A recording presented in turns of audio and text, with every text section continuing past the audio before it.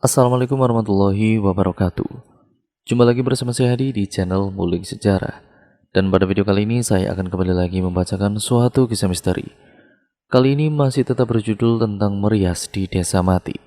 Kali ini memasuki part yang ketiga, jadi untuk kalian yang belum menonton part sebelumnya, saya sarankan untuk kalian menontonnya terlebih dahulu agar kalian paham dan mengerti keseluruhan alur ceritanya. Yuk, daripada kita lama-lama, daripada kita penasaran bagaimana sih kelanjutan ceritanya dan bagaimana part terakhir ini, mari kita langsung saja menuju ke ceritanya ya teman-teman. Untuk kalian yang belum subscribe, subscribe channel ini dan nyalakan tombol lonceng notifikasinya agar kalian tidak ketinggalan video terbaru selanjutnya dari channel ini. Yuk, mari kita langsung saja menuju ke ceritanya. Perhatikan baik-baik karena ceritanya akan segera saya mulai.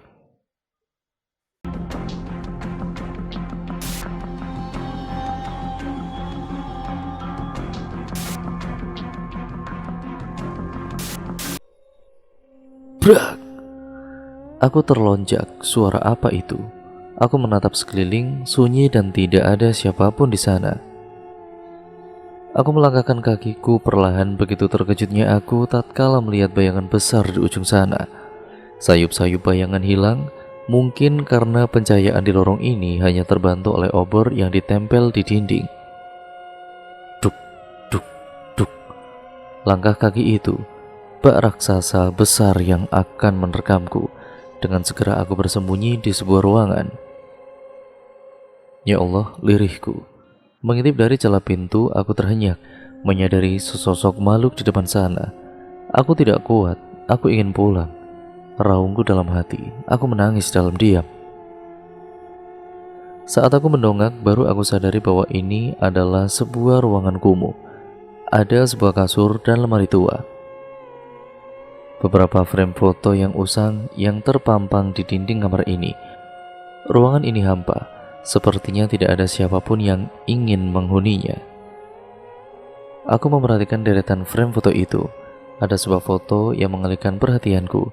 Foto dengan sepasang suami istri tengah menggendong seorang anak perempuan yang hanya memiliki 2 gigi. Seolah ada kekuatan magic, kini aku berada di Kapura yang pertama kali aku lewati. Seperti mimpi, aku berjalan seorang diri, namun tidak ada satupun orang yang menyapaku. Aku melihat seorang anak perempuan yang kini melintas di hadapanku. Aku memperhatikannya dengan teliti. Ah iya, aku ingat, itu adalah anak perempuan yang ada di foto tadi. Anak itu tampak gembira dengan ikan impun yang ia wadahi di plastik bening. Kakinya berlari-lari kecil menghampiri sang ibu yang kini berjalan menenteng sebuah kresek. "Ibu, lihat, aku dapat ikan," serunya gembira. Perasaan hangat menjalar di tubuhku. "Wah, bagus, Nduk. Nanti kamu simpan di botol ya. Ayo kita pulang. Ibu akan buatkan makanan enak untuk kamu," ucap wanita setengah baya sambil menuntun anak itu. Keduanya tampak gembira. Aku berinisiatif untuk terus membuntuti keduanya.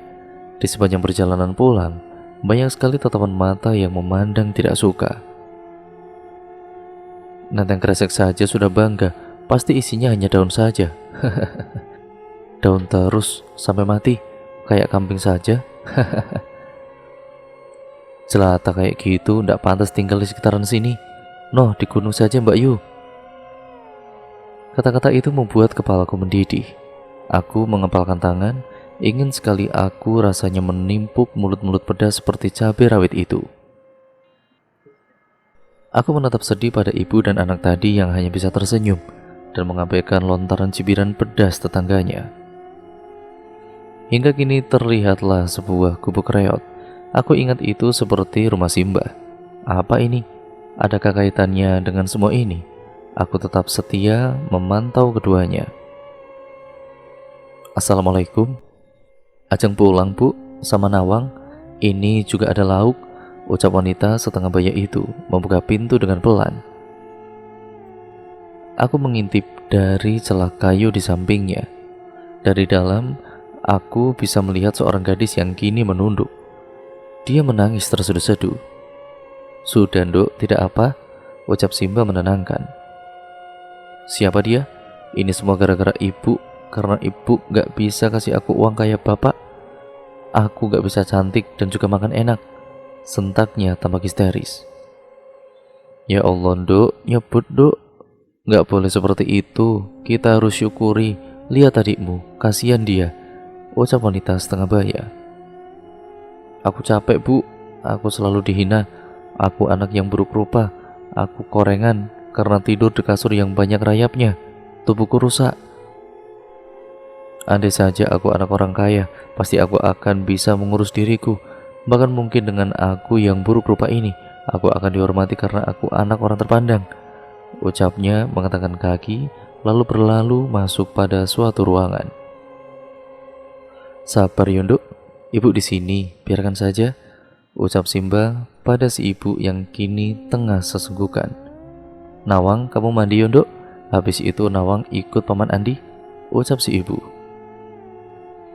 Tunggu, beberapa menit otakku ini bekerja dengan baik. Nawang, siapa dia? Kenapa namanya persis sekali seperti ibuku? Dan kenapa tidak aku lihat gadis remaja itu di dalam foto frame yang terpajang di dinding? Brak! Wah, aku ternyak menyadari bahwa aku masih di ruangan tadi. Dengan segera aku bersembunyi di bawah kolong ranjang. Wah, suara itu lagi. Ya Allah, apalagi ini? Aku membungkam mulutku agar tidak bersuara, nafasku sesekali kutahan. Saat ada sepasang kaki besar berbulu lebat, cairan-cairan hitam menetes di tiap lantai. Bau amis, bau busuk, dan bau gosong itu bercampur padu. Sangat menyengat, membuatku mati-matian menahan nafas agar aku tidak muntah dan tidak bersuara saat ini. Aku menangis dalam diam. Allah, Allah, batinku. Kang Mas, kenapa ada di sini? Kau bilang ingin ke kamar mandi sebentar. Ayo kembali. Suara itu membuatku sedikit lega. Hah, sebentar. Bukankah itu suara Putri Sukma? Lantas siapa makhluk menyeramkan itu? Apakah dia yang tadi kulihat di pelaminan? Secepat itukah dia ada di belakang? Ternyata aku lupa. Dia bukan manusia. Aku hanya mencek saja. Tadinya aku ingin memastikan bahwa pengawalku akan mendapat jamuan tumbal segar dua pemuda yang kau culik itu. Tadi aku tidak melihatnya di ruangan kosong sebelah sana. Jadi aku memutuskan untuk ceknya di lorong sini. Suara itu berubah lembut. Aku terpana. Kaki yang kulihat tadi penuh dengan bulu kini berubah menjadi kaki putih nan kekar, bak milik pangeran kerajaan dengan sepatu sandal emas yang melekat di kakinya. Jamuan itu akan aku sajikan secepatnya. Mungkin akan ada tambahan lezat untuk para abdimu. Terdengar kekehan dari mulut Putri Sukma. Aku menajamkan indera pendengaranku. Apa itu? Seorang perawan yang bisa membuat puas para abdimu. Dah, Mbak Lina dalam bahaya. Aku harus segera menemukan kunci itu. Sepasang langkah itu tidak kembali kudengar.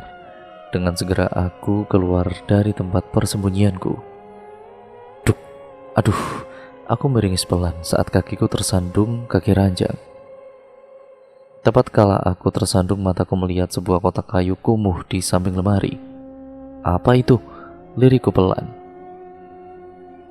Lenganku mulai meraih kotak itu. Aku buka perlahan, di dalamnya terdapat foto diriku dan Mbak Lina. Mataku membulat. Itu foto diriku dan juga Mbak Lina saat kami berada di pasar sore. Di sana terdapat tanah merah dan juga bunga kantil.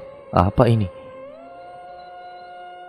Aku segera meraih foto itu, lalu kemudian memasukkannya pada saku celanaku. Saat aku ingin beranjak, namun dengan segala kesialan bahu kananku kembali menubruk lemari, hingga sesuatu jatuh dari atas. Apa itu? Kunci. Ya, itu kunci. Terima kasih ya Allah. Aku segera mengambilnya, lalu keluar mengendap-endap dari ruangan itu. Aku berlari tertatih, rasanya ingin menyerah saja, banyak luka lebam di kakiku. Dan tentu itu terasa amat nyeri. Aku menghela nafas sebentar, nafasku tersengal-sengal. Mbak, aku segera berbalik. Wah, teriakku saat melihat Indah yang kini kembali pada wujud aslinya. Maaf ya Mbak, aku telat dan kini aku tidak bisa membantu Mbak. Aku pergi Mbak, acara sudah selesai. Aku harap Mbak bisa selesaikan ini sendiri, ucapnya dengan kepala yang ia tenteng di lengannya. Indah? Lirikku menangis terisak melihat kepergian Indah yang kini berjalan mengikuti rombongan tamu yang tadi aku lihat di luar. Suara itu, suara sebelah besi yang dipukul pada kepalanya. Sebuah komando yang membuat Indah kini berjalan di deretan tubuh tanpa kepala itu. Kepalanya berputar ke arahku. Ia tersenyum getir, dapat kulihat senyum tulusnya walau wajahnya tidak lagi sempurna. Aku tersenyum sambil menangis. Terima kasih, lirihku. Aku menghapus kasar air mataku. Aku kini bergegas untuk melepaskan Mbak Lina. Aku putar kunci itu dan berhasil. Mbak, ucapku menghampiri Mbak Lina yang kini lemas tidak berdaya. Aku buka lilitan tali itu. Ayo Mbak, kita harus keluar, ucapku memapah tubuh Mbak Lina. Aku bahkan tidak ingat semua barang-barangku. Yang penting aku dan juga Mbak Lina selamat. Aku memapahnya ke sebuah gubuk yang telah kusimpan dua remaja tadi bersama Indah. Mbak di sini dulu ya, ucapku pada Mbak Lina. Ia hanya mengangguk lemah. Keluarin gue mau balik, ucap seorang remaja yang tadi sempat menuduhku. Diam, akan aku bantu, tolong segera diam sekarang, sentakku. Remaja itu tampak terdiam. Aku kembali menutup pintu gubuk dan berjalan ke halaman depan. Astuti, jantungku berpacu 2 kali lipat. Aku berbalik. Ini bayaran kamu, setelah ini kamu bisa pulang. Maaf, aku tidak bisa mengantarmu ya, ucap Putri Sukma tampak ramah padaku. Ia memberikan sebuah amplop coklat tebal padaku. Aku mengangguk. Terima kasih Putri. Aku segera mengemasi barang-barangku di dalam kamar. Aku hanya membawa barang-barang penting saja. Pakaian bahkan alat rias tidak aku kemas kembali. Aku hanya mengambil handphone, juga powerbank, charger milikku, dan Mbak Lina. Aku segera melangkahkan kaki menuju pintu samping rumah. Mbak, ayo kita pergi. Dan kamu tolong gendong saja temanmu itu, ucapku pada Mbak Lina dan pada pemuda yang kini terduduk dalam diam. Aku mulai memapa Mbak Lina dan aku lihat pemuda itu kini menggendong temannya. Kita lewat belakang saja, ucapku. Kami melewati semak belukar juga akar-akar pohon yang merambat pada dinding pembatas rumah ini. Aku mulai mengambil tali, lalu menarik Mbak Lina juga kedua pemuda tadi. Banyak kesulitan yang dilalui, dan pada akhirnya kami bisa bebas dari kawasan tadi. Kami mempercepat langkah kembali, entah seberapa jauh jalan yang kita lewati. Samar-samar, aku melihat jalanan yang pertama kali aku lewati bersama Simba. Ayo, sedikit lagi, ucapku tertati. Tut, Mbak udah gak kuat Tut, lirih Mbak Lina padaku. Ayo Mbak, ucapku, kita gak punya banyak waktu. Saat aku mulai melangkahkan kaki menuju jalan pulang, sebuah siluet hitam menghalangi perjalanan kami. Alangkah terkejutnya saat siluet bayangan itu berubah menjadi makhluk berbulu kasar yang menghalangi perjalanan kami. Lidahnya menjulur menyentuh tanah. Cairan hitam berbau busuk itu terus menetes. Matanya bulat besar berwarna merah, menandakan makhluk itu kini sedang marah. Kuku panjangnya menggores pohon di sampingnya. Bah! Makhluk itu kembali menggeram. Tubuhku bergetar. Tungkaiku begitu lemas. Pemuda yang tengah menggendong satu temannya juga kembali terduduk. Aku memejamkan mataku sembari memeluk Mbak Lina. Ya Allah, bantulah hamba, ucapku. Wah, teriak Mbak Lina saat tangannya tergores kuku panjang makhluk itu. Mataku memerah, saat ini kekuatanku hilang. Dasar makhluk jelek, teriakku sambil mengambil sebilah kayu di belakang Mbak Lina. Makhluk itu kembali menggeram. Gah, dasar manusia bodoh, ujar makhluk itu. Aku memanas. Di satu sisi aku emosi dan di sisi lain nyaliku juga ikut ciut. Dengan berani aku mengambil kabel data dalam tas ranselku. Bismillahirrahmanirrahim, ucapku sambil memecutkan kabel data itu pada makhluk di depanku. Wah, bocah sialan. Allahu Akbar, teriakku berkali-kali sambil memecuti makhluk itu secara membabi buta. Wah, makhluk itu perlahan mengepul menjadi asap hitam. Aku mengembuskan napasku dengan kasar. Rasanya lelah sekali. Aku hanya ingin pulang. Tubuhku ambruk, tidak tahan beranjak. Aku mengesot mendekati Mbak Lina. "Mbak gak apa-apa?" tanyaku pada Mbak Lina. "Maafin Mbak ya Tut, ini semua salah Mbak." Mbak Lina terisak. "Sudah Mbak, tidak apa-apa. Itu sudah terjadi. Sekarang kita harus cari jalan pulang," ucapku kembali berderai air mata. "Mbak gak kuat Tut. Kamu bantu saja dua pria itu. Biarkan Mbak sendiri di sini. Mbak sudah capek Tut, ini semua salah Mbak," ucapnya sambil menangis. Aku berhamburan ke pelukan Mbak Lina. Mbak gak boleh gitu Mbak. Kita semua harus selamat Mbak. Ingat kan, kalau Mbak sukses, Mbak mau mengundang aku buat nikahan Mbak nanti. Terus mau ajakin aku jalan-jalan bareng keluarga Mbak." Aku terisak, tidak kuat rasanya membayangkan aku membiarkan Mbak Lina seorang diri, sementara aku mementingkan diri sendiri untuk selamat. Lenguhan itu membuat kami menoleh. "Jen, lo sadar bro?" ucap pria tadi itu sumringah, lalu ia memeluk erat teman di pangkuannya. Air," ucapnya. Aku segera merogoh tas ranselku, membawa air mineral yang ku bawa tadi. Gua mau pulang," pria itu terisak. "Sabar Jen, gue juga mau pulang," timbalnya. Pria dengan wajah blasteran itu menatapku dan Mbak Lina. Siapa mereka?" "Kita sama-sama korban di sini. Saya Astuti dan juga ini kakak saya Mbak Lina," ucapku. "Gue Ardi, ini teman gue Jennifer. Ya, gue sama-sama mendaki waktu itu. Gue ngebantu orang-orang yang jaga gunung. Dengan alibi gue pasti bakal pulang selamat dari gunung di malam satu suro. Ternyata gue salah. Gue gak sadar kalau tindakan gue bawa malapetaka seperti ini. Dan gue waktu sadar, gue lihat lo bawa gue ke gubuk tua sama wanita tanpa kepala yang gue lihat waktu itu," ujar pria di sampingnya. Aku mengangguk paham. "Sekarang kita cari tempat istirahat yang aman, lalu kita cari jalan keluarnya sama-sama," ujarku memaksakan tubuhku untuk berdiri, lalu memapa Mbak Lina kembali. Tepat saat aku menyandarkan tubuh Mbak Lina, kini tubuhnya bergetar begitu hebat, matanya melotot melihat ke atas. Aku ikut mendongak, alangkah terkejutnya aku saat melihat Putri Sukma melayang di atas pohon dengan wajah yang sangat mengerikan. Wajah buruk rupa yang terlintas saat bayangan waktu itu kini begitu jelas terlihat. Cairan hitam bercampur nanah kian menetes bagai rintik hujan. Senyumnya menyeringai, gigi hitam dan runcing terlihat jelas dengan tatapan memangsa. Aku sadar bahwa sebenarnya gadis si buruk rupa itu adalah Putri Sukma. Kalian tidak bisa kabur kemanapun. Kalian sudah aku tumbalkan untuk kecantikanku. Hahaha. Ucapnya kini melayang turun, mensejajarkan posisinya denganku. Aku tergugu, aku menangis dalam diam.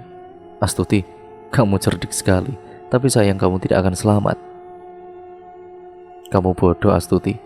Sudah aku berikan kesempatan tapi kamu masih ingin mengusik para tumbalku," ucapnya padaku. Kukunya menyentuh pipiku. Bau busuk yang pertama kali aku cium di kamarku kini tercium kembali, tubuhku menggigil. "Jangan Duk, biarkan mereka selamat. Sudah banyak korban yang kamu tumbalkan untuk kecantikanmu," ujar seseorang. Ibu tidak tahu. Aku begini karena ibu, karena aku cacat dan juga buruk rupa. Aku sedih, orang-orang selalu menghina aku. Karena semua itulah aku mewujudkan caraku dengan cara gila seperti ini," bentak Putri Sukma marah. Aku tertegun menyaksikan perdebatan ibu dan juga anak di depanku. "Sudah Nduk, ibu mohon jangan seperti ini." "Sudah, tidak akan. Aku akan terus mencari tumbal agar aku cantik. Aku sudah bersusah payah untuk sampai di titik ini. Dan lihat, targetku kali ini rupanya cerdik sekali ya rupanya," ucap Putri Sukma kini mengitari tubuhku. Aku bergetar tidak kuat rasanya ada di posisi ini. Aku tahu Bu ini salah, tapi hanya ini yang bisa kulakukan untuk memperpuas dendamku. Maaf jika ibu ikut terbelenggu dalam ikatan yang kubuat dengan Raden Broto. Karena nyatanya Raden Broto yang mampu membuatku menjadi cantik, bahkan menjunjungku bagaikan ratu. hingga aku rela menebalkan semua warga kampung menjadi tubuh tanpa kepala itu. Dan aku juga rela membunuh ibu juga dan juga Simbah. Aku sedih, maafkan aku, ujarnya sendu. Tapi maafkan aku juga, untuk kali ini aku tidak bisa membiarkan mangsaku lolos begitu saja, karena target kali ini adalah target paling berharga untukku. Bahkan membuat kecantikanku akan abadi, ucapnya kembali tertawa, lalu menjambak kerudungku dengan sangat keras. Ah! Teriakku yang benar-benar terasa sakit sekali, bahkan tubuhku ikut terhuyung dan terseret oleh Putri Sukma. "Duk, jangan!" teriak Mbak Ajeng. "Kenapa, Bu? Apakah gadis ini orang yang selalu Ibu lindungi?" Bahkan Ibu tidak memberikan sedikit celah pun bagi aku yang sudah lama mengincar gadis ini. Karena Ibu pilih kasih, Ibu hanya sayang pada Nawang, serunya meninggi. Aku terhenyak. Nawang, itu adalah ibuku. Sebenarnya apa ini? Putri Sukma dengan sigap membaca sebuah mantra. Aku memejamkan mataku di tengah kesakitan yang mendera. Aku rapalkan doa yang aku bisa. A'udzubikalimatillahi tammati kulliha min syarri ma khalaq. Ucapku berkali-kali. Teriak Putri Sukma, tangannya terlepas. Aku membuka mata, mataku membulat sempurna. Indah, lirihku. Dia mencabut paksa susunan bunga kandil yang di rambut Putri Sukma itu. "Lepaskan aku, sialan!" teriak Putri Sukma. Wajah juga tubuhnya mengelupas, sedangkan Indah masih bersikeras mencabut paksa bunga yang tertempel di rambut Putri Sukma. "Indah!" Aku tergugu melihat Indah yang kini perlahan pudar menjadi abu. Indah, jangan!" ucapku terisak. Putri Sukma hilang tidak berbekas, menyisakan bayangan lembut para warga desa. Jiwanya ditumbalkan, juga Mbah Ajeng dan juga Simbah kini tersenyum. "Pulanglah, keluarga kalian sudah menunggu di depan sana," ucap Simbah pada kami. Aku menangis tidak kuasa atas kepergian Indah. Mbak tahu kalau Putri Sukma kalah dengan bangsa lelembut, dia akan dipenjara di kediaman Raden Broto. Lalu bagaimana nasib lelembut yang menang itu? Dia akan melebur, Mbak, dan dia juga akan terbebas. Hanya saja itu adalah hal yang teramat menyiksa. Melebur untuk bebas itu tidak gampang, Mbak. Sakitnya sepadan dengan terpanggang di atas api, dan keadaan itu harus tepat, Mbak. Kondisi yang memang bisa memancing Putri Sukma keluar dari wilayah kekuasaannya. Tapi aku juga tidak sanggup untuk melakukannya. Ucap Indah terkekeh. Aku kembali menangis. Ucapan Indah tempo lalu berputar di pikiranku saat ini. Dengan langkah terseok, aku menghampiri Mbak Lina, juga kedua pemuda tadi. Bangunlah, ayo pulang," ujarku menyipratkan air mineral, yaitu pada Mbak Lina dan juga kedua pemuda tadi. "Ada apa sebenarnya? Kenapa kita bisa ketiduran di sini?" tanya salah satu pria itu. "Tak apa, kalian hanya ketiduran karena lelah. Ayo pulang sebelum mataharinya tenggelam," ucapku sambil memapa Mbak Lina. "Terima kasih Indah, kamu hebat. Buktinya kamu bisa melakukannya," lirikku pelan, seraya mengusap air mata. Aku tertatih kembali, berjalan kontai mencari jalan keluar. Cahaya matahari mulai menyelusup di antara pohon-pohon tinggi nan rimbun. Langkahku patah-patah. "Duk!" teriakan itu membuat langkahku lebih cepat. Di depan sana, ya, itu ibu. Aku berhambur pada pelukan ibu. "Bu, maafin aku, Bu. Maafin aku." Aku terisak dalam pelukannya. "Tidak apa-apa, Nduk. Yang penting kamu selamat," ucap ibu mengelus kepalaku. Aku memandangi sekitar. Tempat ini, tempat yang pertama kali aku kunjungi. Motor Mbak Lina dan juga barang-barang masih ada di dekat pohon beringin tua. Kedua pemuda tadi terduduk lemas. Mereka meminjam ponsel Mbak Lina untuk menghubungi teman mereka. Aku masih tergugu dalam pelukan ibu. Deru suara mobil kini terdengar. Pintu mobil ikut terbuka. Mereka menyambut bahagia kedua temannya yang hilang. Aku ikut tersenyum. Terima kasih atas bantuannya. Hal ini pasti akan aku ingat. Jangan lupa berkabar, nomorku sudah ada di ponsel kakakmu, ucap Ardi yang kini berjongkok di hadapanku. Aku tersenyum lalu mengangguk. Mbak Lina kembali mengambil ponselnya. Saya duluan, Pak, Bu, ucapnya lalu melangkahkan kakinya menuju mobil bersama teman-temannya. Mereka melambaikan tangan, kami masih memperhatikannya sampai mobil itu hilang di banyaknya pepohonan. Tut, Mbak bereskan dulu barang-barang ya, ucap Mbak Lina memaksakan dirinya untuk berjalan menuju motor. Duk, andai kamu tahu Bapak dan juga Ibu khawatir sekali, ujar Bapak yang kini membelokkan motornya di samping aku dan Ibu yang terduduk di atas tanah tanpa alas. Aku mengerut dahiku, merasa aneh dengan hal janggal itu, dan terutama sikap Ibu kali ini membuatku semakin penasaran dengan kebenarannya. Ayo Duk, kita pulang, ucap Ibu padaku. Kami kemudian beranjak meninggalkan tempat ini. Aku dan juga Mbak Lina memaksakan diri untuk membawa motor, mengikuti motor yang dinaiki Ibu dan juga Bapak. Aku menoleh ke belakang, senyumku merekah, mendapati Indah yang tersenyum hangat padaku dengan wajah pucatnya itu. Aku kembali menghadap ke depan, sesekali melihat pinggiran desa yang rumahnya sudah banyak rusak. Bahkan berbeda dengan waktu pertama kali aku mengunjungi desa ini. Aku lagi lupa. Mengapa kalian tidak mengingatkan aku? Tolong diingat, suasana desa di waktu lalu adalah sebuah tipu daya saja. Angin berhembus pelan menyisakan aku yang kini duduk seorang diri di depan komputer. Kejadian kelam itu sudah lewat 2 bulan yang lalu. Mbak Lina kini pulang menemui orang tuanya. Entahlah, belum diketahui sampai saat ini siapa yang membayar lunas semua utang Mbak Lina. Dan satu hal yang pasti, Mbak Lina sangat trauma dengan pekerjaan meriasnya. Hingga kini ia beralih menjadi pengelola perkebunan karet di daerahnya. Banyak hal yang aneh yang ditemukan dari kejadian itu. Setelah pulang, saldo rekening kembali seperti semula. Bahkan amplop coklat itu hanya berisikan kepingan daun saja. Aku tertegun dalam diam. Jariku bahkan enggan untuk mencari kembali di atas alat ketik. Duk, makan dulu, ucap Ibu yang kini menghampiriku di dalam kamar. Sudah, jangan terus difikirkan, Duk.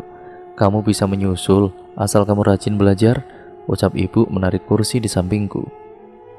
Aku mengembuskan nafasku dengan kasar. Bagaimana tidak difikirkan? Semester yang seharusnya sudah aku lewati dengan perjuangan yang bukan main-main, kini malah tertinggal dan harus mengulangnya. Pasca kejadian itu, aku diskor selama 2 minggu dari kampus. Karena aku tidak masuk selama sebulan, kukira hanya 2 hari. Ternyata begitu lamanya aku terperangkap di desa mati itu. Engge Bu, ucapku pada Ibu. Sedikit kesal karena Ibu selalu saja menghindar saat aku menanyakan hal yang janggal selama ini. Kenapa Tonduk? Makan tidak dihabisin, tugas dianggurin, mau apa? Tanya Ibu membujukku. Kesempatan emas. Aku hanya ingin Ibu menjelaskan semuanya, Bu. Selama ini aku dihantui rasa penasaran yang tidak kunjung kudapatkan kebenarannya, ucapku. Ibu menghela nafas. Desa Kadung Kiri adalah tempat kelahiran Ibu, Dok. Dulu Ibu banyak makan omongan tetangga yang menyakitkan. Bukan hanya karena Ibu orang yang sengsara, tapi karena Ibu tampak menjeda ucapannya lalu menghela nafas dengan berat. Karena Ibu punya mbak yang dibenci banyak orang, bukan hanya penyakit gatal atau lainnya, tapi juga karena mbak punya kelainan di wajahnya. Aku mengernyit heran. Pasti itu Putri Sukma. Apakah itu Putri Sukma si gadis buruk rupa itu, Bu? Tanyaku. Ibu mengangguk lemah. Iya, itu Mbak Sukma. Selepas kepergian Bapak, Mbak Sukma selalu marah-marah pada Ibu ataupun Mbah, tapi kita selalu menuruti keinginannya. Dan di suatu hari Mbak Sukma menemukan tambatan hatinya, anak dari kepala desa. Waktu itu, ya Ibu kurang mengerti karena Ibu masih anak-anak. Mbak Sukma ingin menjadi cantik. Karena memaksa meminta uang tidak ada, akhirnya Mbak Sukma pergi ke Gunung Halu selama 3 hari 3 malam. Orang rumah sibuk mencarinya Hingga akhirnya ketika Mbak Sukma pulang, Mbah mendengar bahwa Mbak Sukma melakukan pesugihan dengan syarat menumbalkan ibu. Jadi karena Mbah khawatir akhirnya ibu dititipkan pada Pak Lek di desa sebelah. Sedih Nduk saat ibu tahu kalau ibu dan juga Mbah dibunuh. Bahkan warga kampung juga ditumbalkan Nduk oleh Mbak Sukma sebab cintanya ditolak oleh tambatan hatinya yang pergi keluar kota. Oleh sebab itu Nduk, ibu sangat khawatir saat kamu berangkat. Firasat ibu sudah tidak enak. Ibu sering diincar, tapi karena bantuan Pak Lek yang sering membawa ibu pengobatan pada Kiai Mustafa, akhirnya ibu bisa terlepas. Ibu juga sebenarnya sudah lupa, tapi luka itu terus saja membekas di sini, Nduk. Ucap ibu memegang dadanya, lalu kemudian menyeka air matanya yang menetes. Maaf Bu, aku tidak bermaksud. Sudahlah Nduk, kamu makan saja dulu. Ibu mau berangkat nganterin kue dulu. Ucap ibu beranjak kembali. Bu, langkahnya terhenti saat aku memanggilnya kembali. Ada apa lagi Tondo? Itu novel sama robotnya aku titip yo Bu, ucapku menunjuk lemari. Ibu mengangguk lalu kemudian mengambilnya. Aku kembali diam, angin sepoi-sepoi itu menemaniku kali ini. Aku beranjak menatap langit dari jendela kamar. Aku tersenyum. Lagi-lagi bayangan indah tersenyum dengan wajah pucatnya hadir kembali, menghiasi langit yang menyisakan serpihan cahaya senjanya. Alhamdulillah, terima kasih Indah. Walau kamu bukan manusia, tapi kebaikan kamu akan terus aku kenang. Ucapku menghirup dalam-dalam udara sore kala itu. Dan cerita pun akhirnya selesai sampai di sini ya teman-teman. Terima kasih untuk kalian semua yang sudah menyimak video kali ini dan cerita kali ini. Untuk kalian yang penasaran dengan cerita-cerita selanjutnya, makanya kalian subscribe dan nyalakan tombol lonceng notifikasinya agar kalian tidak ketinggalan video terbaru selanjutnya dari channel ini. Jangan lupa like, komen, dan share sebanyak-banyaknya, karena itu membantu channel ini berkembang menjadi channel yang jauh lebih baik. Jangan lupa ya teman-teman, untuk kalian yang memiliki pengalaman horor ataupun cerita-cerita mistis lainnya, kalian bisa kirimkan ke alamat email kami yang sudah tertera di kolom deskripsi video kali ini. Sekian dan terima kasih ya teman-teman. Banyak sekali nih pembelajaran yang dapat kita ambil dari cerita kali ini. Dari part pertama, part kedua, dan juga part ketiganya. Kalian harus tonton semuanya agar kalian mengerti keseluruhan alur ceritanya. Dan ya semoga kalian bisa mengambil sisi positifnya dan membuang jauh-jauh hal yang negatifnya. Jadikan itu sebagai pembelajaran untuk kita semua, agar kita menjadi manusia yang jauh lebih baik lagi ke depannya. Terima kasih, video ini saya akhiri, kurang lebihnya mohon maaf apabila banyak salah kata ataupun narasi saya mungkin kurang jelas dalam membacakan narasi video kali ini. Saya benar-benar minta maaf yang sebesar-besarnya. Sekian dan terima kasih. Kurang lebihnya mohon maaf. Video ini saya akhiri. Sampai berjumpa di video terbaru selanjutnya. Wassalamualaikum warahmatullahi wabarakatuh.